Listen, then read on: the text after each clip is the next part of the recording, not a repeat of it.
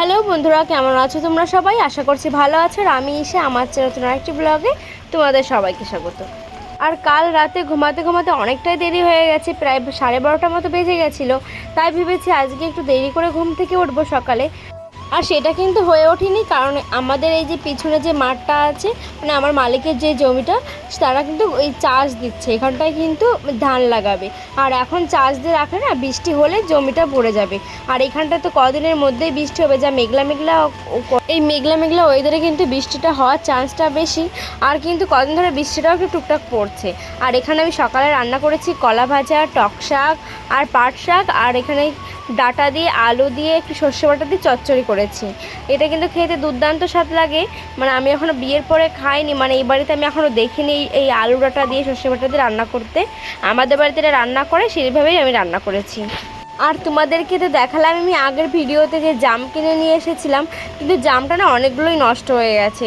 যে কটা বেঁচে ছিল সেই কটা কিন্তু মাখিয়েছি। এখানে একটু লবণ, একটু লঙ্কার গুঁড়ো আর একটু বিট লবণ দিয়ে কিন্তু ভালো করে মাখিয়েছি। এটা খেতে কিন্তু খুব স্বাদ লেগেছিলো। আর তারপরে তোমার দাদা নিয়ে এসেছিলো ওই মটর ভাজা। আমাদের পশ্চিমবঙ্গে এগুলো সবুজ থাকে, আর এখানটায় কিন্তু ডালের মতোই আছে।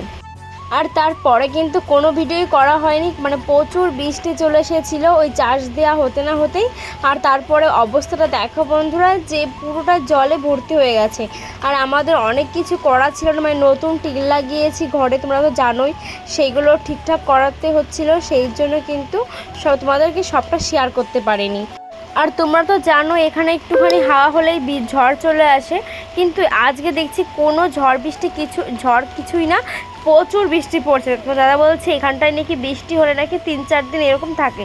তো দাদাও অবাক হয়ে গেছে যে এত বৃষ্টি দেখে। দেখো সামনে যে গর্তটা ছিল সেটা কিন্তু পুরোটাই ভর্তি হয়ে গেছে।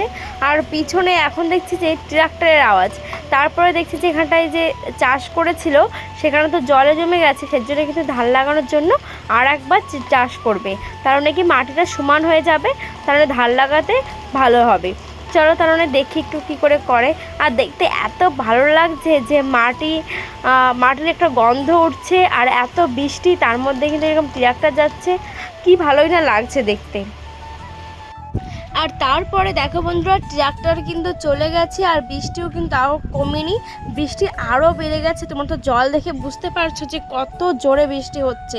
আর পিছনে তো পুরোটাই গর্তটা আরও বেশি ভরে গেছে। এরকমভাবে যদি বৃষ্টি চলতে থাকে তাহলে কিন্তু এখানে বন্যা হয়ে যাবে, খুবই জোরে বৃষ্টি পড়ছে। চলো বন্ধুরা, আমি আর ভিডিওটা করতে পারছি না, মানে এত জোরে বৃষ্টি হচ্ছে। আর আজকের ভিডিওটি এই পর্যন্ত, দেখা হচ্ছে নেক্সট ব্লগে।